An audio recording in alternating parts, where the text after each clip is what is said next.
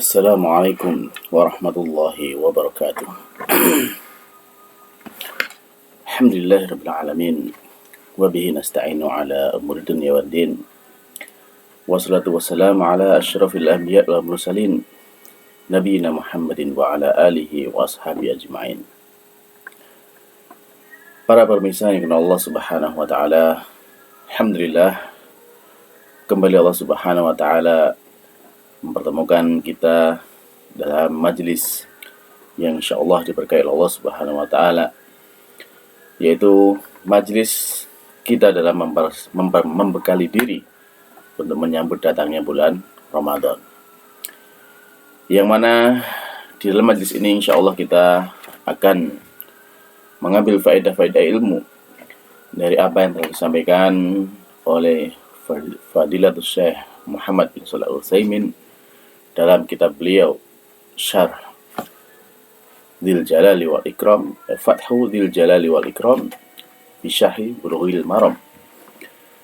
Pada dua pertemuan sebelumnya telah kita sampaikan tentang biografi dari penulis kitab Bulughul Maram, yakni Al-Imam Al-Hafidz Ibnu Hajar Al-Asqalani.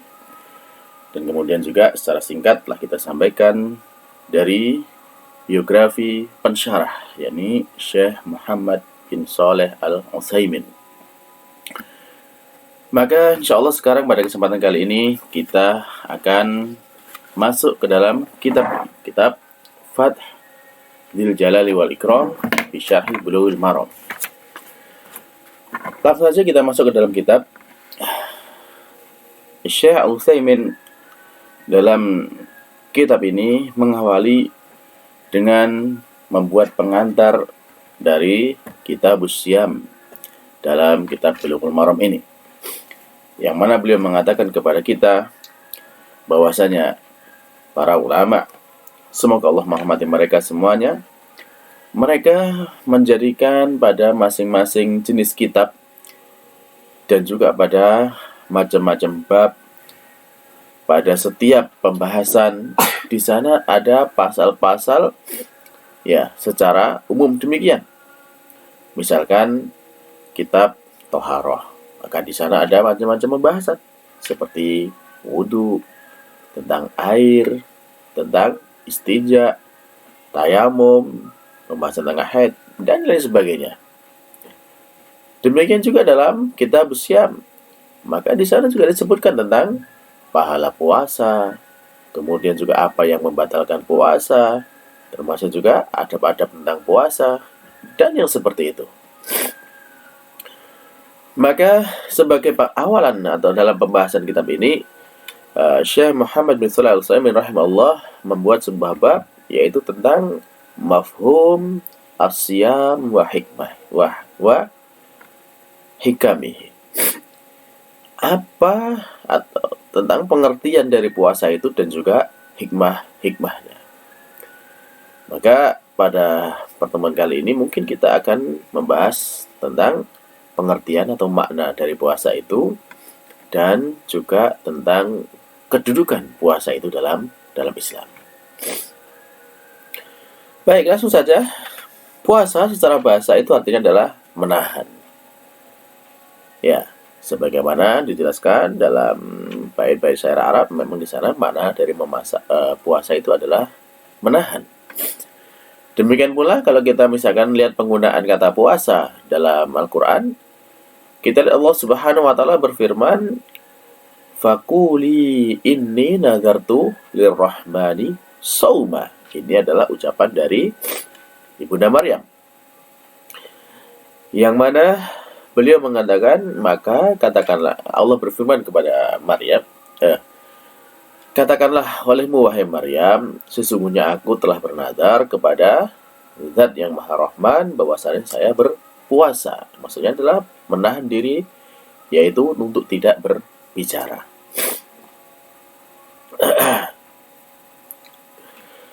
Adapun secara syar'i, makna dari puasa itu adalah bahwasanya puasa dimaknakan sebagai penghambaan kepada Allah, sebagai sebuah ibadah kepada Allah Subhanahu wa ta'ala dengan cara menahan diri dari segala hal yang membatalkan puasa itu sejak terbitnya fajar shadiq sampai terbenamnya matahari. Saya ulangi, bahwasanya secara syariat makna puasa itu adalah makna puasa adalah ibadah, ya, ta'abbud lillah, yaitu menyembah kepada Allah Subhanahu wa taala dengan cara menahan diri dari perkara-perkara yang membatalkan puasa sejak terbitnya fajar shadiq sampai terbenamnya matahari. Kemudian, apakah di antara makna syar'i dan makna secara bahasa itu ada hubungannya? Kalau tadi secara bahasa, makna puasa adalah menahan, adapun secara syar'i, maknanya sudah kita sampaikan. Nah, apa hubungan di antara kedua itu, makna syar'i dan makna bahasa? Iya, ada hubungannya. Apa itu? Karena masing-masing dari makna itu, baik secara bahasa maupun secara syar'i, adalah bermakna menahan. Akan tetapi, secara syar'i, makna puasa itu adalah menahan secara tertentu. Ya, menahan secara tertentu dari perkara tertentu. Maka kita katakan bahwasanya dalam puasa secara syar'i itu sebagai ibadah ta'abbud lillah, yaitu sebagai peribadatan kita kepada Allah atau usaha kita untuk menyembah Allah.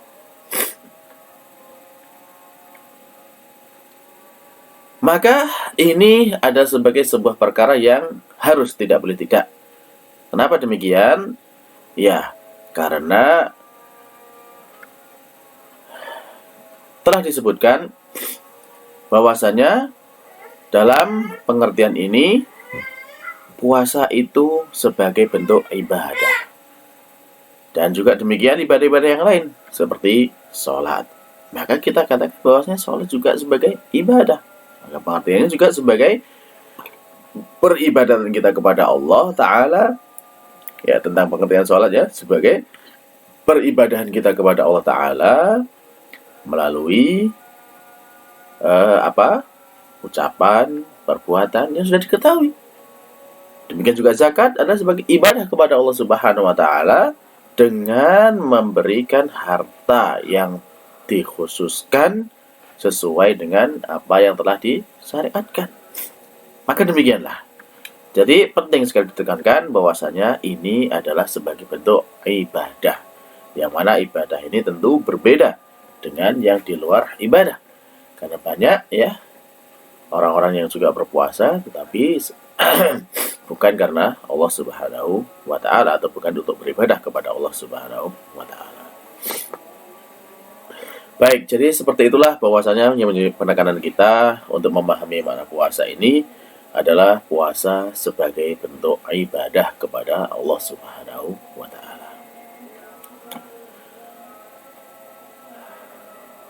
Adapun kedudukan puasa dalam Islam, bahwasanya puasa ini termasuk salah satu rukun Islam. Apa hikmahnya? Bahwasanya hikmahnya puasa ini termasuk ibadah yang diwajibkan bagi setiap muslimin. Dan ini sudah menjadi ijma', sudah menjadi kesepakatan bulat di antara umat Islam. Sesuai dengan dalil dari Al-Quran dan dari As-Sunnah. Sebagaimana firman Allah Subhanahu wa taala, Allah berfirman, "Ya ayyuhalladzina amanu kutiba alaikumusiyam." Al-Baqarah 183. Wahai orang-orang yang beriman, telah diwajibkan kepada kalian, yaitu berpuasa.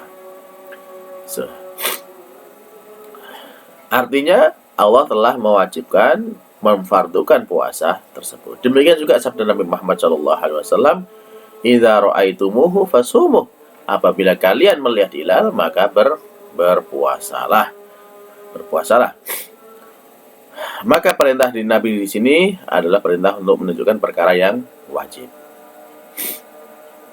Maka puasa hukumnya wajib sesuai dengan Al-Quran dan Sunnah serta ijma' kaum muslimin. Hal ini sudah menjadi sebuah kepastian yang nyata, yang tidak bisa diingkari, dan tidak ada yang berselisih tentang hal tersebut.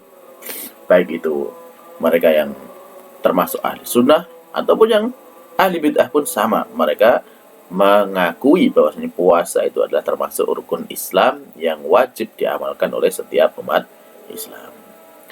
Oleh karenanya kita mengatakan bahwasanya barang siapa yang mengingkari wajibnya puasa, maka dia menjadi kafir, ya. Apabila dia hidup di tengah-tengah umat Islam. Karena orang yang mengingkari suatu perkara yang memang sudah harus diketahui secara pasti, tidak bisa tidak dari agama Islam ini, ya maka dia kemudian apabila mengingkarinya, ya maka dia termasuk menjadi orang yang kafir. Adapun orang yang tidak mau berpuasa atau meninggalkan puasa karena males, ya, tapi dia mengakui tentang wajibnya puasa, hanya tidak mau saja mengerjakan puasa tersebut. Maka di sini para ulama khilaf dalam kekafirannya, apakah dia kafir ataukah tidak. Yang benar bahwasanya dia tidak kafir, tidak sampai keluar dari Islam. Sebagaimana disampaikan oleh Imam Ahmad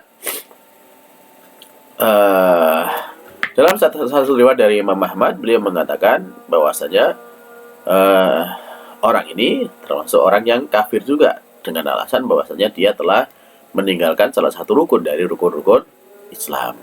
Sedangkan rukun itu, ya, ada rukun itu memang harus ada pada sesuatu sehingga sesuatu itu menjadi kuat. Atau rukun itu ibaratnya seperti pilar, ya. Kalau tidak ada pilarnya, ya maka tidak bisa berdiri bangunan tersebut. Maka apabila tidak ada pilarnya, ya maka ibaratnya misalkan sebuah rumah yang tidak ada pilar yang menopangnya, maka rumah itu juga akan roboh. Akan tapi yang benar sebagaimana yang telah disebutkan tadi, bahwasanya orang yang meninggalkan puasa karena malas itu tidak sampai kepada kafir, ya, tidak sampai kepada kafir. Yang ini berbeda ketika orang yang meninggalkan sholat, sebagaimana yang telah disampaikan oleh para sahabat Nabi Muhammad SAW, yang mereka mengatakan bahwasanya orang yang meninggalkan sholat itu hukumnya adalah kafir. Baiklah, demikian mungkin para pemirsa yang dimuliakan Allah Subhanahu wa taala untuk sesi pertama dari kitab ini atau pertemuan ketiga kita, bahwasanya kita telah menjelaskan tentang makna dan kedudukan puasa dalam Islam tersebut. Jadi mudah-mudahan hal ini bisa dipahami dan memberikan kemanfaatan bagi saya sendiri dan juga kepada para pemirsa sekalian.